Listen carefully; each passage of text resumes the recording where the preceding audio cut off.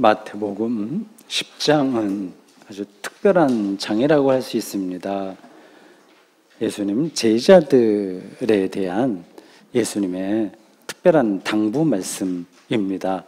이렇게 제자들에 대한 말씀이 이렇게 압축적으로 된 장이 다른 공간복음서에 없습니다.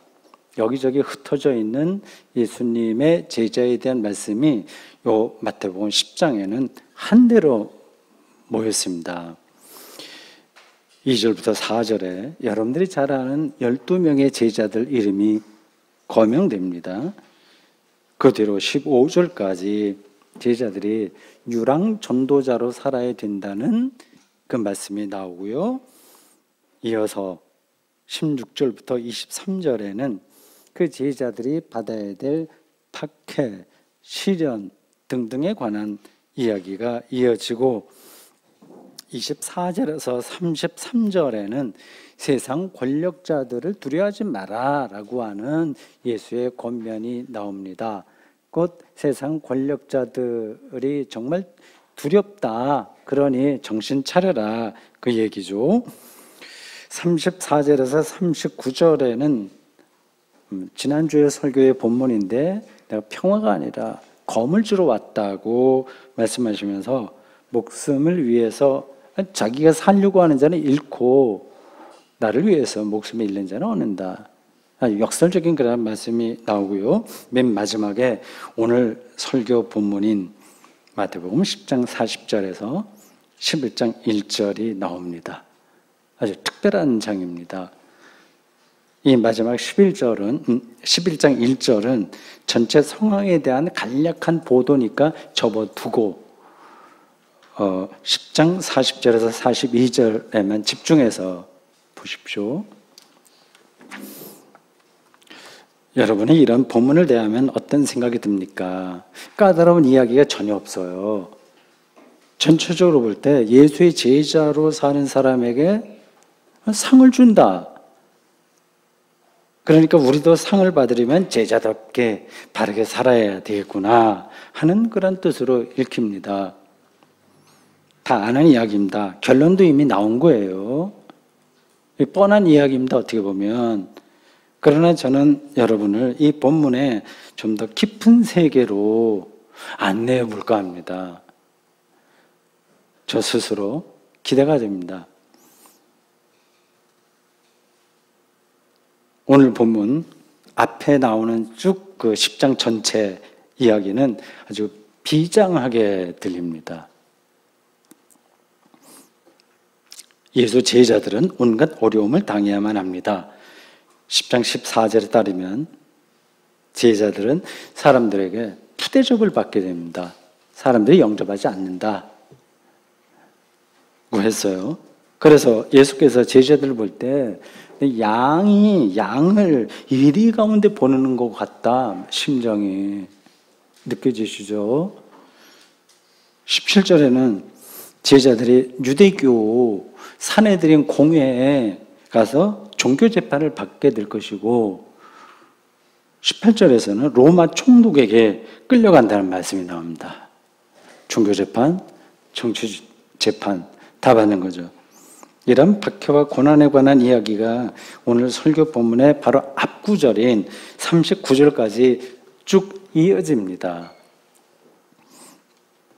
이런 박해와 고난은 마태복음이 기록된 1세기 후반부 한 80년경 어쨌든 70년 이후니까 한 80년경 예수님 사건이 있은 다음에 한 두세 대가 흐른 다음 한 두세 대 흘렀다고 보겠죠. 그때 기독교 역사에서 사실로 드러났습니다. 지금부터 2000년 전에 있었던 이야기입니다. 많은 제자와 기독교인들이 고초를 당했고 아마 12제자들은 없었을 겁니다. 이미 순교당했죠. 그러한 박해 시절이 1세기 후반, 2세기 초 조금 더까지 계속됩니다. 상당히 오랜 세월에 걸쳐서 기독교 공동체는 우리 신앙의 선배인데 그들은 환영받지 못하는 집단으로 취급받았습니다. 이런 역사적 배경을 두고 40절을 다시 읽어보십시오.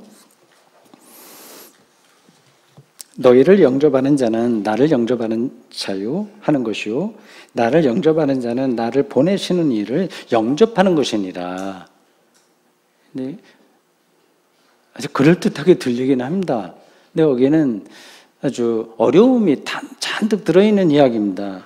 이 말씀을 제자들이 그대로 받아들였을까요? 너희를 영접하는 자는 나를 영접하는 것이고 나를 영접하는 자는 아버지 하나님을 영접하는 것이다 라고 하는 이 말씀을 제자들이 받아들이려면, 그리고 이해하려면 두 가지 전제가 필요합니다. 무턱대고 되는 게 아니에요. 첫째, 제자들은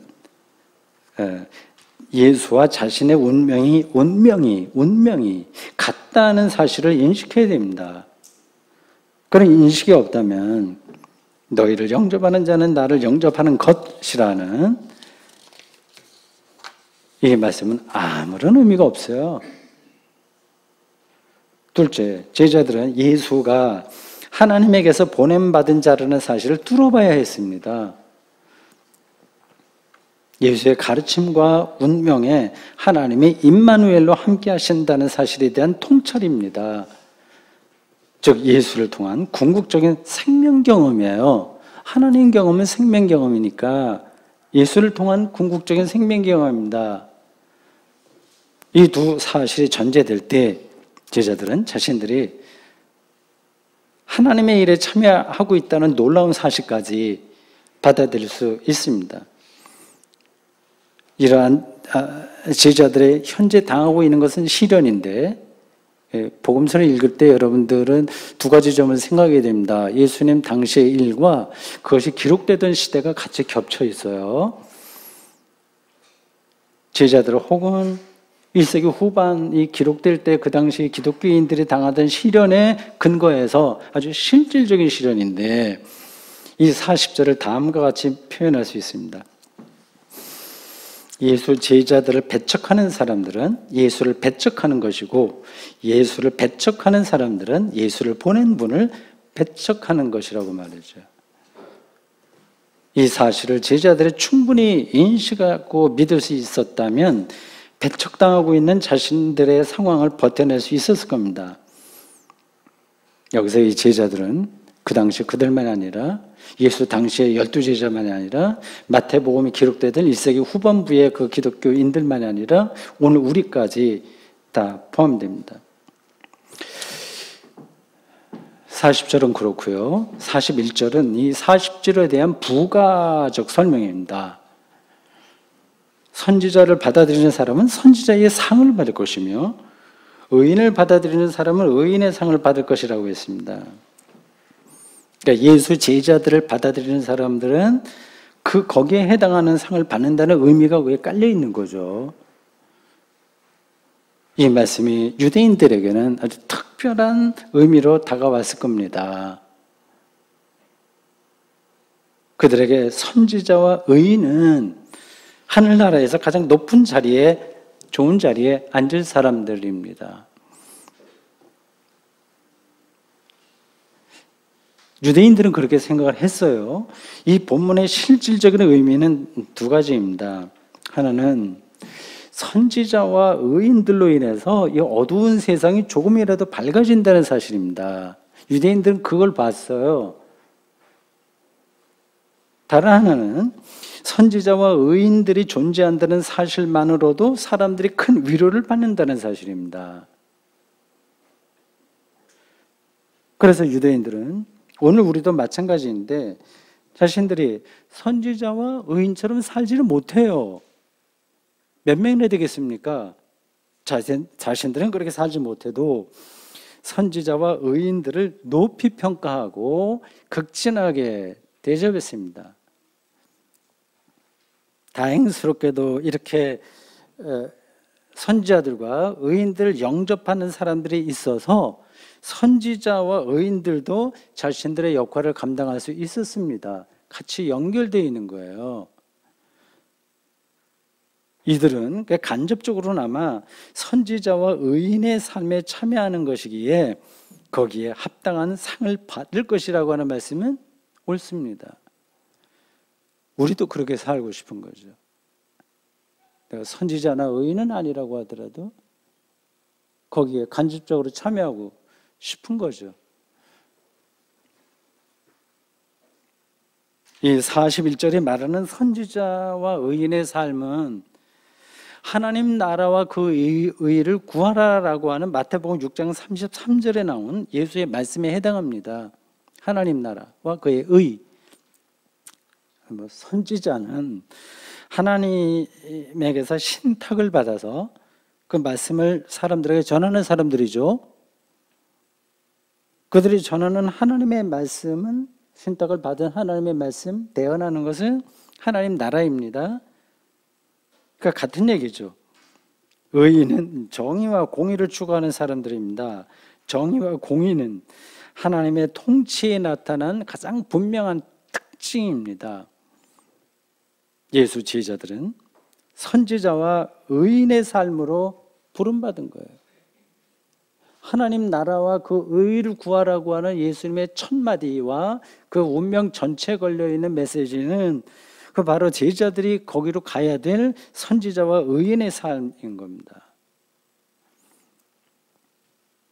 사람들이 제자들을 배척한다는 것은 곧 선지자와 의인을 거부하는 것이다. 그렇게 본문 말씀에서 우리가 알 수 있습니다. 거꾸로 그러니까 사람들이 제자들을 받아들이면 하나님 나라와 그의 의를 받아들인 겁니다. 그래서 그들은 상을 잃지 않을 것입니다. 제자들이 이 사실을 실질적으로 알았다면 지금 배척당하고 있는 자신들의 상황을 충분히 버텨낼 수 있었을 겁니다.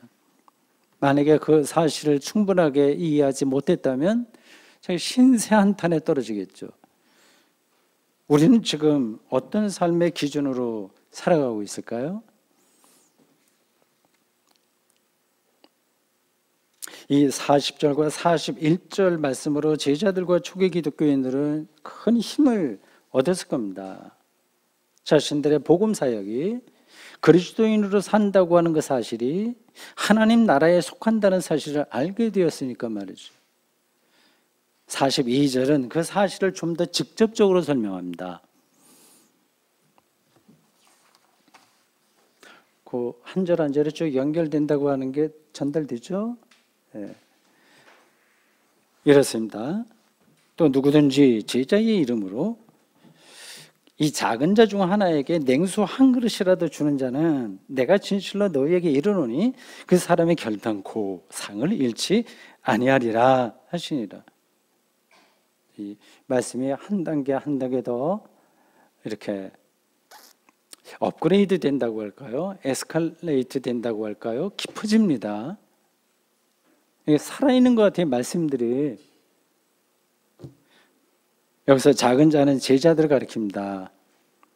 그 사실을 알고 그들에게 냉수 한 그릇이라도 제공하는 사람은 상을 잃지 않는다는 겁니다. 정말 그래 안 그래? 무슨 얘기야? 생각할 수도 있습니다. 이 제자들은 말 그대로 작은 자입니다. 그들은 세상에서 대접받을 위치에 앉아있지 못합니다. 실제로 내세울 게 없었습니다. 여러분들이 알고 계시는 대로 초기 기독교인들 그 공동체에는 사회 중하류층이 모였습니다. 노예들도 많이 왔습니다. 그러다가 시간이 지나면서 로마 고위 궁궐에 있는 사람들, 귀족들도 들어왔으나 처음에는 다 요즘 말로 민중들이었습니다. 제자들도 다 이렇다 할 직업도 이렇게 높은 자리 하나도 없지 않습니까? 권력과 돈이 없었습니다. 자신들을 지지해주는 사람들도 없었습니다. 마태복음이 기록되던 시절에 기독교인들은 조금 더 그 상황이 구체적으로 나타나는데 회당에서 출교당하기 시작했습니다. 회당 출교. 그 전까지는 회당 출입이 가능했습니다. 회당에서 출교당한다는 말은 이제 유대교와 척진다는 말만이 아니라 그건 당연한 거고, 로마 제국의 박해로부터 보호해줄 제도적인 안전장치가 없어진다는 뜻입니다. 회당하고 관계를 맺고 있어야 어느 정도 로마로부터 그 박해 거를 막아낼 수 있는데, 그게 이제 없어지는 거죠. 보호 우산이 없어지는 겁니다. 그리고 이런 상황이 해결될 기미가 어디에도 보이지 않았습니다. 답답한 현실입니다. 그런 상황에 떨어지면 사람들은 되게 주눅이 듭니다. 비유적으로 여기 한 10년 동안 취업 준비를 했는데 변변한 직업을 구하지 못한 청년이 있다고 합시다. 자신감 사라지고요, 막막한 심정으로 살아갈 겁니다. 그리고 이런 일들이 자기 인생에서 반복되면 우울증에 떨어질 수도 있습니다. 그게는 보통 사람들이 겪게 되는 삶의 여정입니다. 본문에 따르면 보잘것없는 제자들에게 냉수 한 그릇을 주면 상을 받는다고 했습니다. 41절에도 상을 받는다는 표현이 나왔죠. 거긴 조금 더 여러 번 나왔습니다. 마틴 루터는 이 상을 받는다고 표현하지 않고 보상을 받는다고 번역했습니다. 다른 영어 성경도 사실은 상이라는 단어로 번역하지 않고 프라이즈가 아니라 보상, 리워드 이걸로 번역했습니다. 상과 보상이 비슷한 이야기긴 하지만 보상은 거기에 합당한 대가가 이제 강조되는 단어예요. 그러니까 상은 명예로 끝날 수 있지만 보상은 아주 실질적인 거죠. 예를 들어 학교에서 우등상을 받았다, 개근상을 받았다 하면 상장 하나로 끝날 수 있습니다. 그런데 보험회사 직원이 업적을 크게 올려서 받는 상이라고 하면 그건 보상이죠. 돈도 주고 그런 것들 하지 않습니까? 보상을 받는다는 말은 하나님의 인정하심이 아주 확실하다는 뜻입니다. 그래서 예수께서 이 대목에서 내가 진실로 너에게 이르노니라고 그렇게 표현했어요. 진실로, 이건 헬라어 성경에는 아멘으로 나옵니다. 우리가 보통 쓰는 아멘. 그래서 아멘, 레고, 휘민. 진실로 내가 말한다, 휘민, 당신들에게. 그런 관용어가 나왔습니다. 복음서에서는 이렇게 강조할 때 아멘이 사용됩니다. 어떤 문장에는 이 아멘이 2번 반복되기도 해요. 아멘, 아멘 하면서 문장이 이어집니다.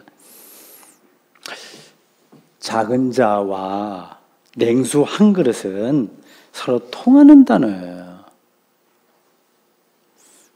둘은 모두 세상 사람들이 눈여겨보지 않는 소소한 것들입니다. 이와 비슷한 단어가 앞에도, 이 마태복음 오늘 본문의 앞에도 지난주에 설교할 때 우리가 보았던 그 본문에도 나옵니다. 10장 29절에 나오는, 기억하시죠? 참새 이야기입니다. 참새 2마리는 푼돈인 한 아사리온에 팔린다고 했습니다. 작은 자, 냉수 한 그릇, 참새 2마리에 관심을 두는 사람은 없어요. 그런데 본문은 그러한 사소한 것들이 하나님의 일과 연관된다고, 하나님의 보상을 불러온다고 말합니다. 과연 그런가요? 여러분들은 그 말씀에 고개가 끄덕여지십니까? 고개가 끄덕여지긴 하겠지만 실제로 작은 자로 산다거나 냉수 한 그릇이나 참새 2마리에 붙잡혀서 살기는 원하지 않을 겁니다. 여러분의 자녀도 그렇게 살기를 원하지 않을 겁니다. 저도 마찬가지일 거예요.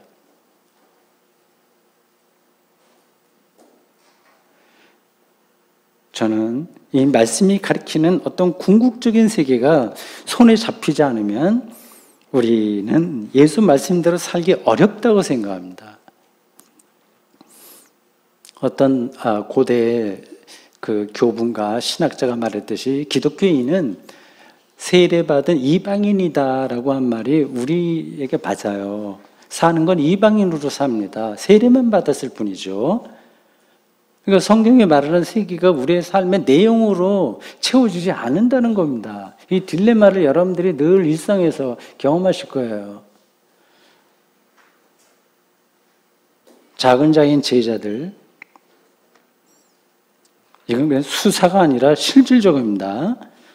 작은 자인 제자들, 냉수 한 그릇이라는 작은 사물, 그리고 아멘으로 화답할 수밖에 없는 하나님의 보상에 얽힌 이 생명의 깊이를 모르면 이런 것들은 다 공허한 말로 들립니다.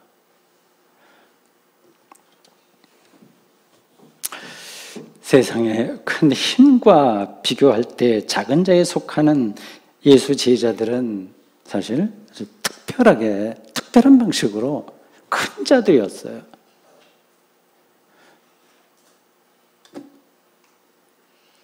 그들에게 제공되는 냉수 한 그릇에 하나님의 보상이 따를 수밖에 없을 정도로 특별한 일을 한 특별한 사람들입니다.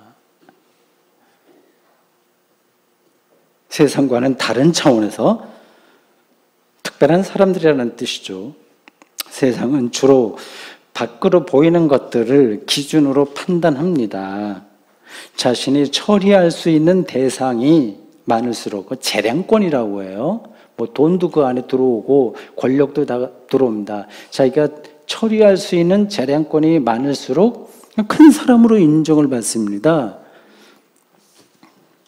2달쯤 전에 우리나라에 300명의 국회의원을 뽑는 21대 총선이 있었습니다.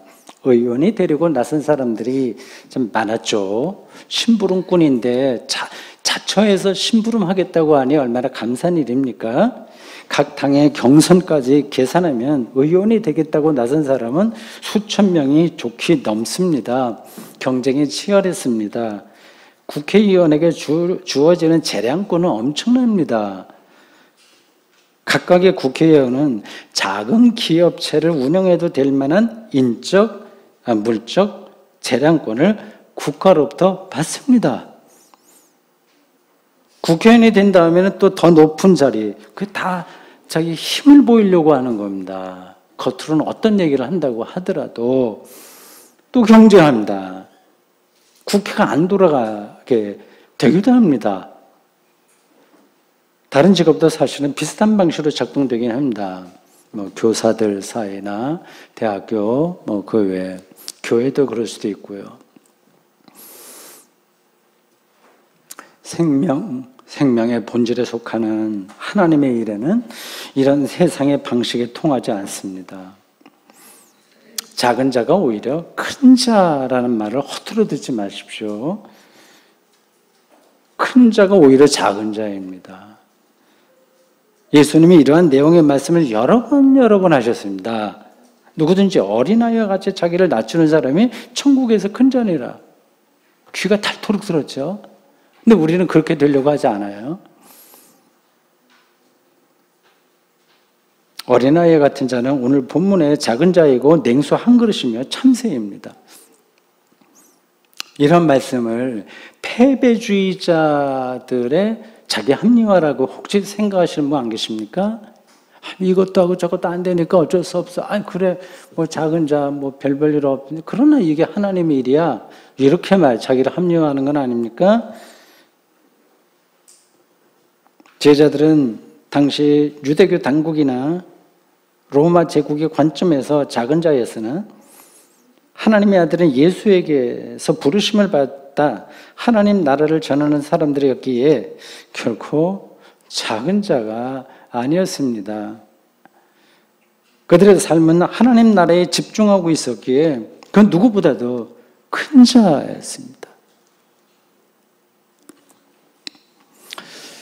이 대목에서 이제 그 좋은 설교긴 한데 좀 더 확 와닿지 않는 분들을 위해서 조금 더 설명하면 이렇습니다. 이 대목에서 다음의 사실을 아는 게 중요합니다.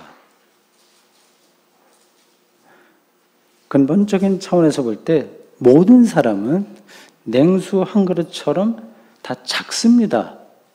그걸 전제해야 되는 겁니다. 다 참새 한 마리에 불과합니다. 사람의 수명이 약간의 차이가 있긴 있어요. 뭐 천수했다고 해서 90세, 100세까지 사는 사람도 있고, 조금 젊어서 죽는 사람도 있고, 약간 차이가 있어도요, 우주 전체의 시간에서 볼 때 다 한순간에 불과한 것 같습니다. 다 한순간을 사는 거예요. 도토리 키재기라는 말이 여기에 해당합니다. 저는 대구 샘터교회가 교인 수십만 명에 이르는 서울의 아무개 교회보다 작다고 전혀 생각하지 않습니다. 하나님 나라 차원에서는 크고 작음이 아무런 의미가 없기 때문입니다. 저는 미국이 가장 강력한 나라라고 보는 그런 미국, 일종의 제국인 미국이 아주 가난에 빠지고 독재 정권이 있는 이 북한보다 더 강하다고 생각하지 않습니다. 인류의 긴 역사에서 보면 다 도토리 키재기에 불과하기 때문입니다. 수백 년 동안 세계에서 가장 강력했던 로마 제국이 지금 흔적도 없지 않습니까? 개인이나 나라 모두가 명함을 내밀 수 없을 정도로 다 작기에 누가 하나님 나라에 기대에 있느냐가 중요한 거죠. 제자들이 바로 그런 사람들이었습니다. 그걸 뚫어본 거예요, 그들은. 그들에게, 이 제자들에게 베풀어지는 냉수 한 그릇마저 보상을 받을 수 있을 정도로 그들은 특별한 사람들이었습니다. 우리는 어떨까요?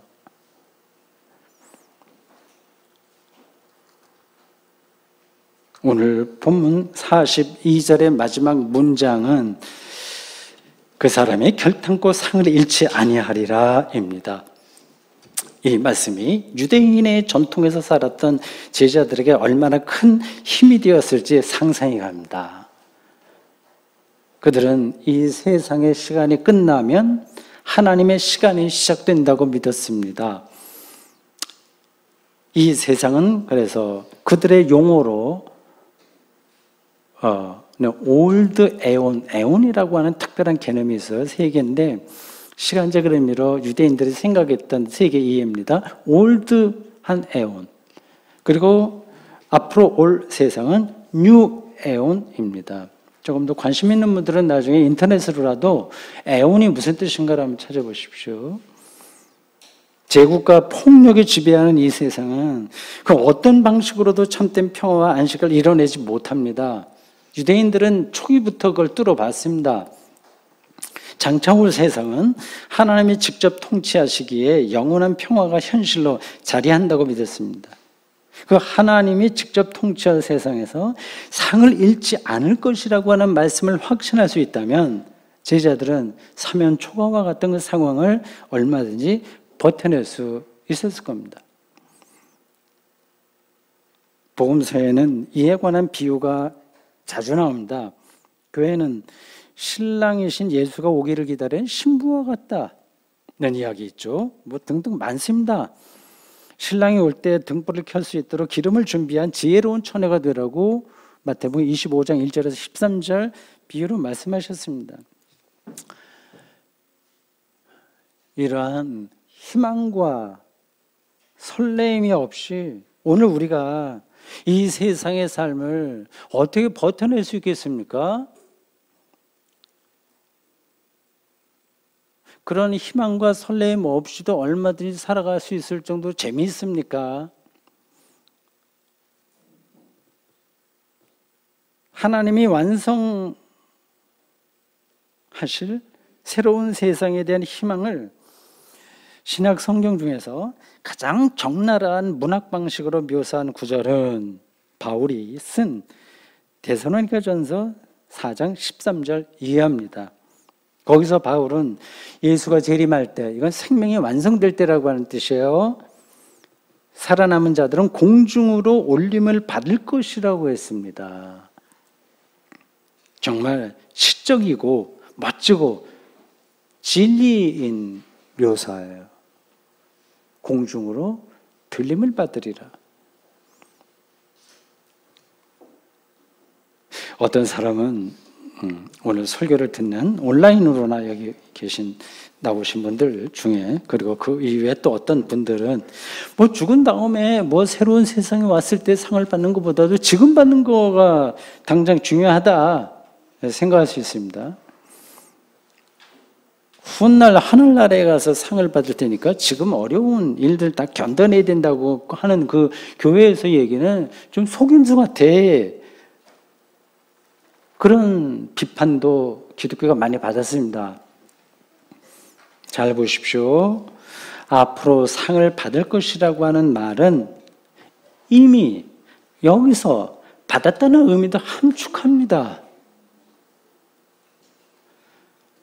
이게 중요한 거예요. 바울은 고린도후서 5장 17절에서 이렇게 말했습니다.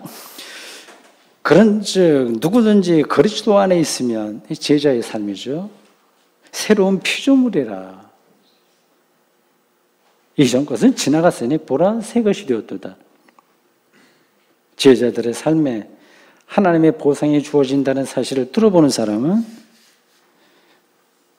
이미 여기서 보상받았다는 사실도 알게 됩니다. 그걸 모르면 보상받았다는 말 자체를 이해하지 못하는 겁니다. 그의 삶에는 이미 모든 것이 새로워졌기 때문에 그런 통찰과 인식이 가능합니다. 제자들은 하나님 나라에 해당하는 그러한 새로운 삶을 예수에게서 발견한 사람들입니다. 우리도 이런 믿음의 대열에 참여하려고 이렇게 나선 사람들입니다. 마지막으로 당신은 그 당시에 설교한 대로 그렇게 사냐? 저에게 묻는 분들에게 저는 큰 소리로 자신 있게 그렇다 대답할 수는 없습니다. 그냥 작은 소리로 하나의 비유로 대답할 수 있습니다. 작년 10월부터 왜 그런지는 제가 설명하지 않겠어요. 저는 매일 아침에 눈을 뜨면 물을 한 잔씩 마십니다. 하루도 빠지지 않고요. 그 물이 알프스 빙하에서 왔다는 느낌으로, 요즘식으로 하면 택배로 올 수 있겠죠. 혹은 러시아의 바이칼 호수에서 왔다는 느낌으로 이렇게 마십니다. 그 순간에 저는 생명으로 충만해집니다. 예수 그리스도는 하나님에게서 오신 냉수입니다. 생수라고도 보통 우리가 부르죠. 그를 마심으로 저는 생명으로 충만해집니다. 여기서 충만해진다고 하는 말은 하나님의 생명을 누리는데 더는 다른 것으로 보충할 필요가 없다는 뜻입니다. 그것이 이미 저에게 하나님께서 주신 보상입니다. 보상을 약속받았을 뿐만 아니라 이미 받았으니 냉수 한 그릇에 충실한 삶을 살아보려고 합니다. 아멘.